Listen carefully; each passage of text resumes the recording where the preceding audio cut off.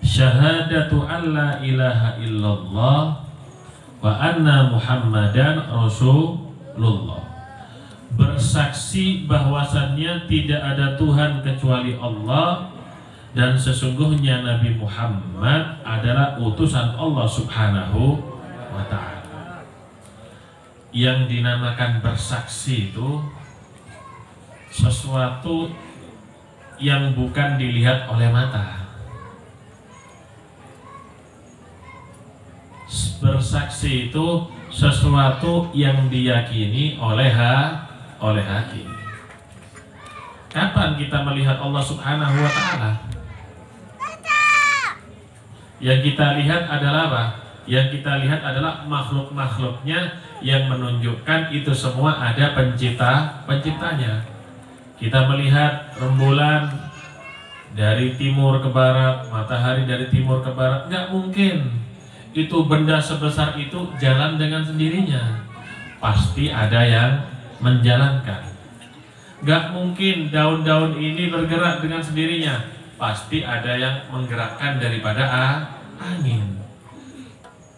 Semua pasti ada yang menggerakkan, dan yang menggerakkan adalah Allah Subhanahu wa ta'ala. Jadi bersaksi itu dengan hati. Tidak harus segala sesuatu itu bisa dilihat, tapi kita mengimani dan meyakini. Dalam Al-Quran apa? Alladzina yu'minuna bil ghaibi wa yuqimunas. Sesuatu yang gaib itu banyak. Seperti apa? Seperti mahsyar, seperti neraka dan surga, seperti mizan. Itu makhluknya Allah. Kalau makhluknya Allah aja kita nggak bisa melihat, apalagi siapa? Allah Subhanahu. Tapi di akhirat kita bisa memandang zat daripada Allah Subhanahu wa ta'ala. Karena kenikmatan terbesar yang ada di surga bukanlah makanan-makanan yang nikmat, bukanlah bidadari-bidadari yang ada di situ yang nikmat. Paling besarnya nikmat ada di surga, dibuka hijabnya kita bisa memandang Allah Subhanahu wa ta'ala.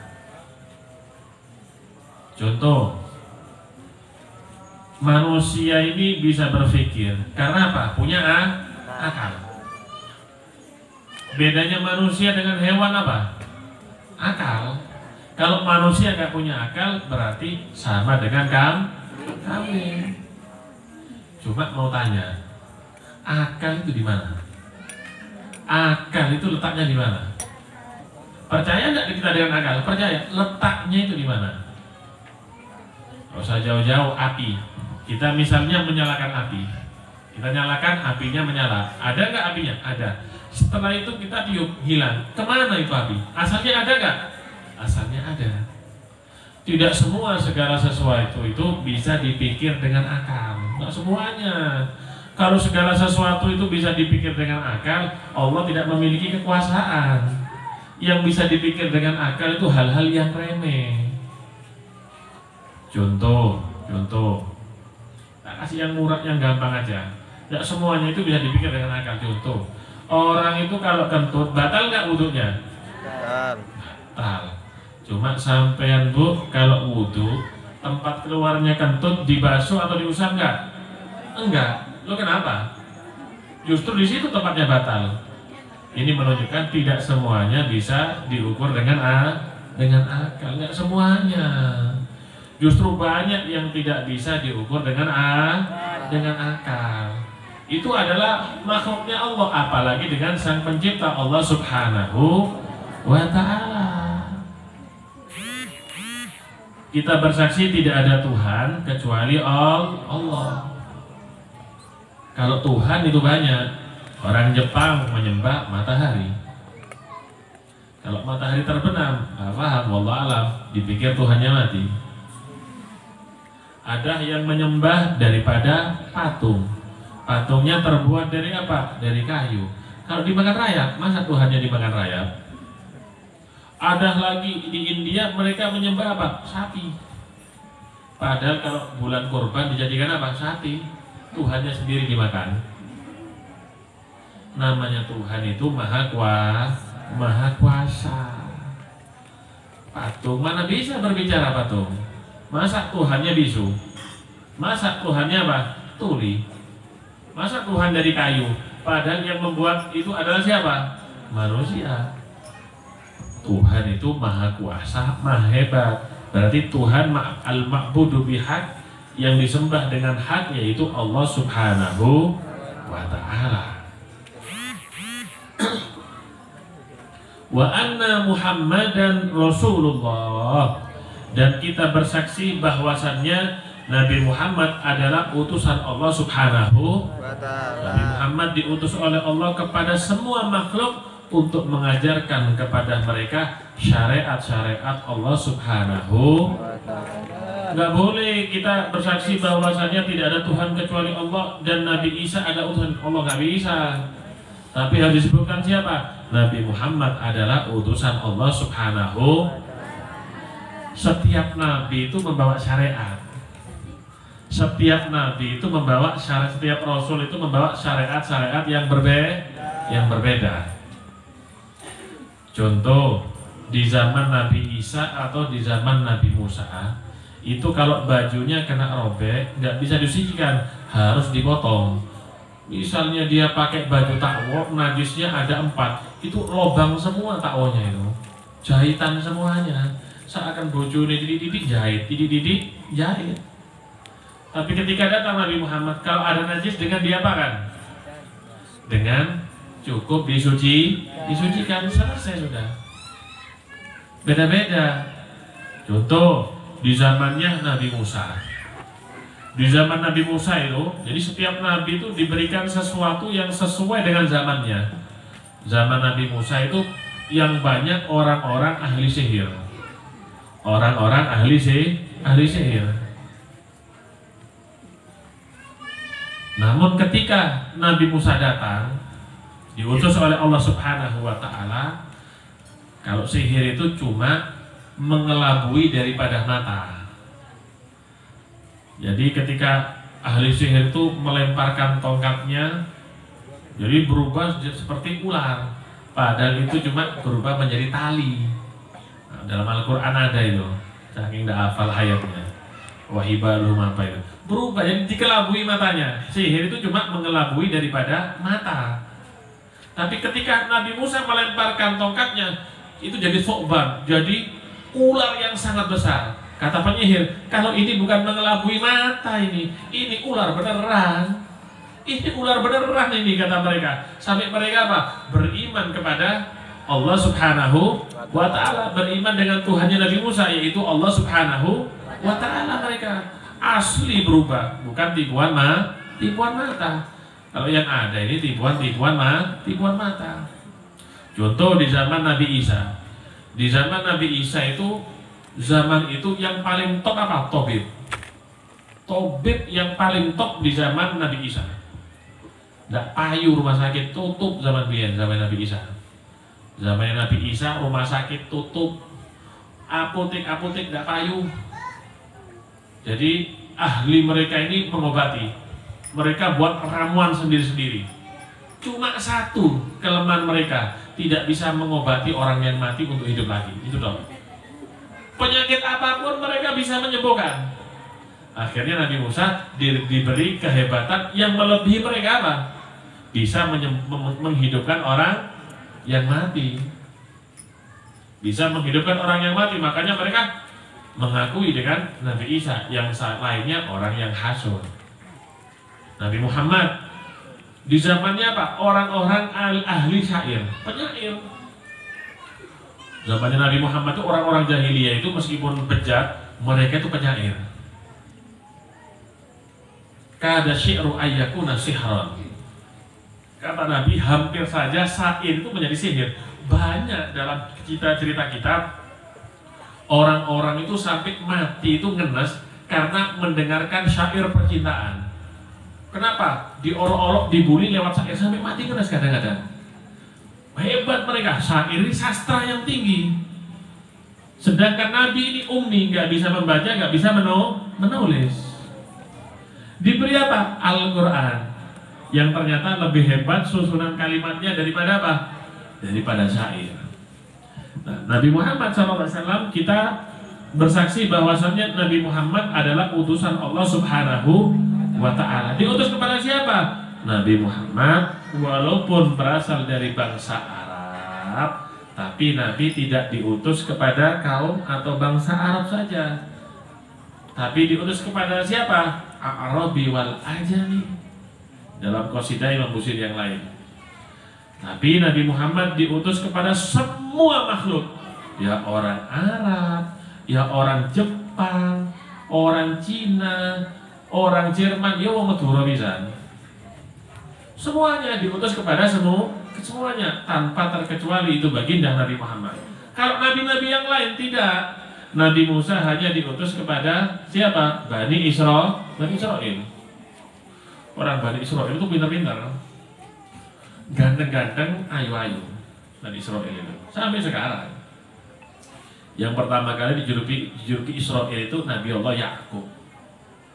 Ganteng-ganteng orang Bani Israel, lakinya, perempuannya cantik-cantik. Nabi Isa hanya diutus kepada kaumnya, kepada orang Nasoro. Nabi Muhammad Nabi tidak, kepada semuanya, kafatan linnas. Bahkan Nabi Muhammad apa? Rahmatan lil alamin. Inna arsalnaka rahmatan untuk alam semesta semuanya, baginda Nabi Muhammad SAW. Karena kasih sayang Nabi Muhammad sampai Allah bukan cuma memberikan kenikmatan kepada kita, orang kafir diberi kenikmatan. Cacing yang di dalam tanah juga kebahagiaan daripada rahmatnya Allah Subhanahu wa Ta'ala. Dan yang terbesar rahmatnya Allah baginda Nabi besar Muhammad sallallahu alaihi wasallam. Wa iqamis shalah.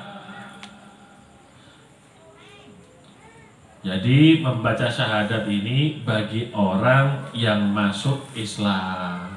Tapi kalau orang yang terlahir daripada ayah dan ibu yang sudah Islam, yang Muslim, maka tidak perlu mengucapkan syahadat lagi ketika apa? Ketika balik. Karena Islamuhum taba'an li abawaihi. Karena Islamnya dia sudah mengikuti daripada orang tua. Kita nggak perlu mengucapkan daripada kalimat syahadat, 2 kalimat syahadat. Kenapa? Orang tua kita sudah Islam. Tapi kalau orang kafir yang masuk Islam, harus bagi mereka mengucapkan 2 kalimat syahadat. Itu yang pertama. Yang kedua, mengucapkannya itu ketika dia balik, ketika dia kecil, layuk tabar, tidak dianggap daripada apa? Ucapannya. Sayyidina Ali bin Abi Thalib itu minal mazaya, itu keistimewaan daripada Imam Ali bin Abi Thalib. Kecil sudah apa? Memeluk agama Islam, sudah bersama baginda Nabi besar Muhammad sallallahu alaihi wasallam. Kalau ada orang mau masuk Islam langsung, nggak usah nggak usah ditunda. Ada orang masuk Islam, oh besok aja, nunggu fulan, kiai fulan, nggak ada, langsung hari itu Islamkan. Dituntut membaca 2 kalimat syahadat, kemudian anjurkan dia untuk mandi sunnah, kemudian ajari tata cara sholat, ajari bagaimana caranya wudhu, bagaimana caranya sholat. Gak usah nunggu, kalau urusan Islam langsung apa? Langsung dituntun untuk mengucapkan 2 kalimat syahadat. Wa iqamis shalah. Rukun Islam yang kedua adalah mendirikan sholat. Untuk masalah sholat, bukan cuma kita yang diwajibkan untuk mengerjakan sholat. Baginda Nabi Muhammad SAW juga mendapatkan kewajiban sama, melaksanakan sholat. Sholat ini ibadah yang paling istimewa. Kalau dibandingkan ibadah yang lain, sholat lebih tinggi. Sampai perintahnya itu Nabi Muhammad SAW sendiri yang menyambut. Perintah puasa, Nabi ada di atas bumi. Kadang-kadang Nabi bersama sahabatnya turun wahyu. Kadang-kadang Nabi di atas kasur turun wahyu. Tapi untuk sholat, langsung Nabi Muhammad SAW sendiri dipanggil oleh Allah Subhanahu wa ta'ala. Kalau yang lainnya, malaikat Jibril yang bawa. Kalau yang lainnya, malaikat Jibril yang bawa. Yang bawa malaikat Jibril. Untuk masalah sholat, karena sholat ini agung dan berat, malaikat Jibril nggak sanggup untuk apa? Memikul beban yang sangat istimewa, yaitu ibadah sholat. Nabi Muhammad sendiri yang dipanggil oleh Allah Subhanahu wa ta'ala langsung menerima amanah sholat dan disampaikan kepada umatnya. Mengerjakan sholat ini maksudnya apa? Terus menerus, ya 5 waktu itu. Duhur, asar, maghrib, isya, subuh. Ya ini 5 waktu ini yang dikerjakan. Padahal Nabi itu waktu turun daripada Isra Mi'raj, ketika turun dari Isra Mi'raj tadi itu subuh. Tapi Nabi saat itu belum tahu caranya. Baru ketika zuhur diajari tata caranya oleh malaikat Jibril. Sehingga pertama kali sholat yang dikerjakan adalah sholat zuhur pada saat itu. Awalu sholatin doharat fil Islam. Sholat ini dikerjakan, sholat ini ibadah yang ada aturannya. Contoh, kalau kita bekerja di suatu perusahaan, ada aturannya nggak? Ada. Jam masuknya antara jam sekian sampai jam sekian. Kalau kita masuk pabrik, ada seragamnya nggak yang harus diikuti? Ada. Hari Senin Selasa biru, Rabu Kamis hijau, Jumat Sabtu nggak tahu apalagi, mesti ada aturannya. Kalau kita melanggar, pasti kita kena sanksi, bisa dipecat, mungkin bisa diskoras. Sholat juga begitu, ada aturannya dari Allah Subhanahu wa ta'ala, ada waktunya. Inna sholata kanat alal mu'minina kitaban. Ada waktunya itu sholat zuhur, ada waktunya. Bukan seenaknya seseorang mengerjakan daripada sholat. Asar juga ada waktunya. Jadi nggak ada waktu yang kosong, jeda istirahat, nggak ada. Setelah waktu zuhur habis, masuk waktunya apa? Masuk waktunya asar. Asar habis, masuk waktu apa? Maghrib. Maghrib habis, masuk waktu apa? Isya. Isya habis, masuk waktu subuh. Cuma untuk masalah zuhur itu ada pendapat ulama. Kalau mengikuti pendapat Imam Syafi'i yang Mesir, Al-Jadid, waktu maghrib itu hanya 15 menit, sebentar. Setelah itu nggak ada waktu sholat, ada jeda. Itu dinamakan, kata Habib Syatiri, pengarang Yakut di syarahnya, itu namanya waktu barzah. Orang kalau di dalam kubur, barzah itu artinya apa? Menunggu daripada kebangkitan. Waktu barzah juga begitu, menunggu daripada masuknya sholat. Cuma yang kita ikuti semuanya di dunia apa? Kalau kodimnya Imam Syafi'i, ya maghrib waktunya sampai munculnya mega merah, bukan megaloman ya. Nanti dibahas di fikihnya. Sholat itu juga ada rukun-rukunnya. Rukunnya harus diikuti. Kalau nggak ngikuti rukun-rukunnya, sholatnya ya nggak sah, nggak ngikuti aturan. Kalau di pabrik dia dipecat. Kalau sama Allah Ta'ala mungkin masih disayang, masih ditunggu dulu. Bisa-bisa Pak, dia akan kena musibah. Kadang-kadang orang-orang itu kalau sudah urusan bisnisnya seret, urusan ininya nggak jalan, bingung ke dukun. Padahal nggak usah jauh-jauh. Coba dia Pak, dilihat sholatnya, ada kekurangan nggak saat sholatnya, rukun-rukunnya, syarat-syaratnya, atau khusyuknya. Kalau sholatnya baik, semuanya akan baik. Itu kuncinya ada pada sholat. Guru kami Al-Habib Umar bin Muhammad bin Salim bin Hafid mengatakan, idza shaluhal hal tabi'ahul mal.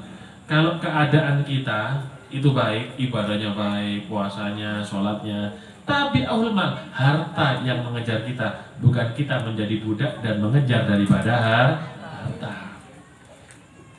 Syarat-syaratnya, makanya disebutkan Faman fa'ala dzalika kana jasadu haraman 'alan nar. Orang yang mengerjakan sholat sesuai di waktunya, rukunnya dikerjakan, syaratnya dikerjakan. Apa kata Syekh Nawawi Banten? Kana jasaduhu haraman 'alan nar.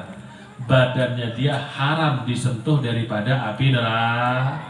Gak boleh dimakan oleh api neraka, nggak bisa dimakan. Nggak mau, api nerakanya nggak mau makan. Api nerakanya takut dengan apa? Orang yang sholat. Tuh, dalam Al-Quran disebutkan sholat itu apa? Tanha 'anil fahsya'i wal munkar. Lubib katanya orang sholat itu di Al-Quran bisa menghalangi perbuatan jahat, perbuatan keji, perbuatan mungkar. Lu ini orang sholat semuanya, tapi kok yosik nyolongan, tapi yosik dadi begal, sik ngentitan, sik ngincengan, ngintipan wong adus.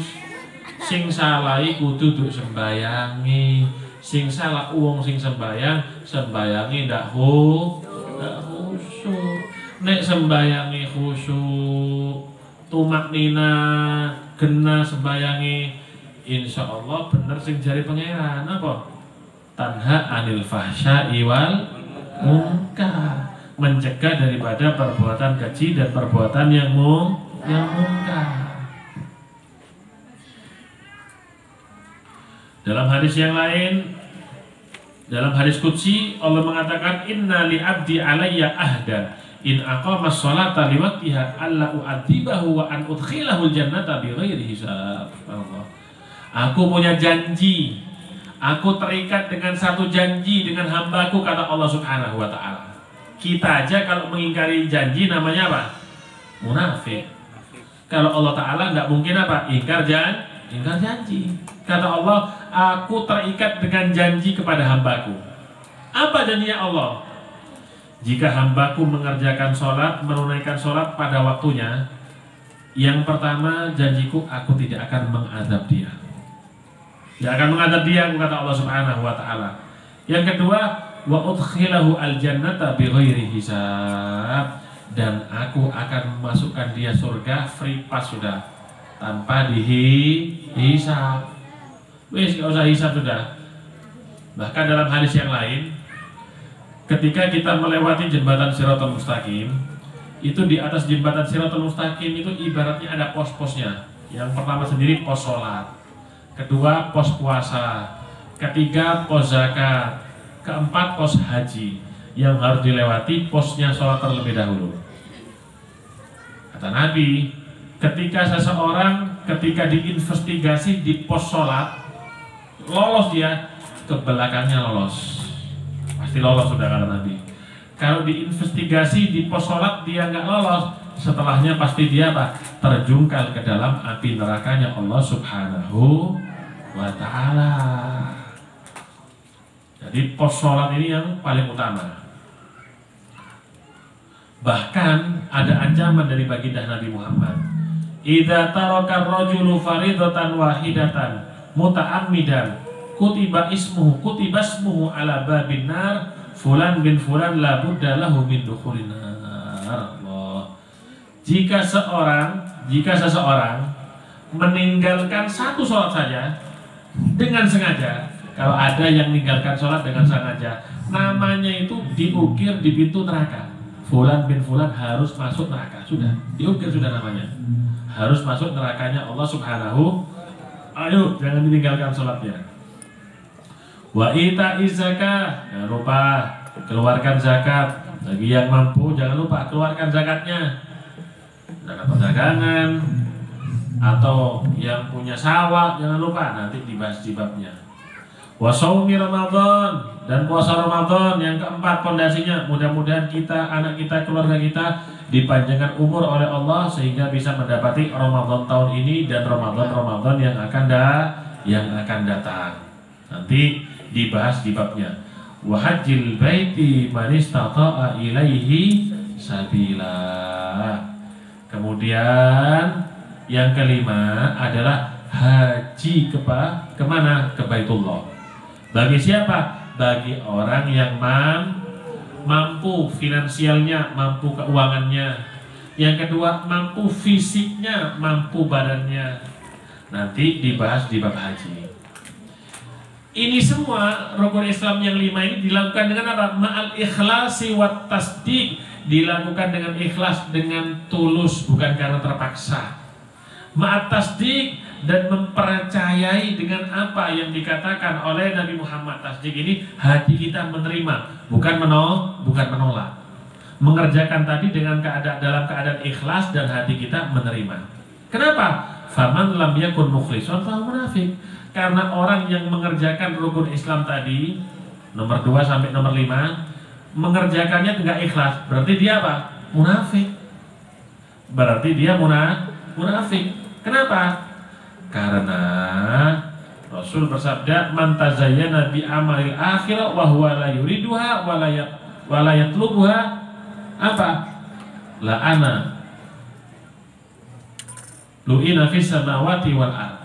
Jadi siapa orang yang menghiasi dirinya dengan ibadah padahal dia nggak mau, dia dilaknat oleh yang di langit, malaikat, dan yang ada di bumi oleh manusia dan makhluk-makhluk yang lainnya. Wa man lam yakun musaddiqan biqalbi fa huwa kafir. Dan siapa orang yang tidak mempercayai dengan hatinya ibadah tadi itu 5, berarti dia apa? Berarti dia kafir.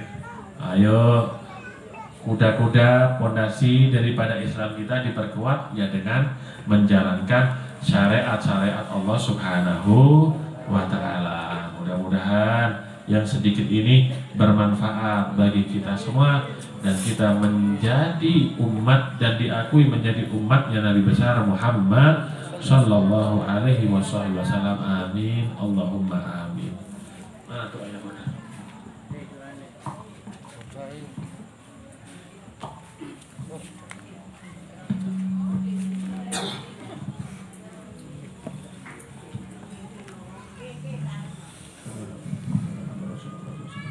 Bismillahirrahmanirrahim. Alhamdulillah Rabbil Alamin. Allahumma salli wa sallim ala sayyidina Muhammadin wa ala alihi wa sahbihi ajma'in. Ja'alallahu wa iyyakum mimman yastawjibu syafa'atahu wa yarju rahmatahu wa rahmatahu.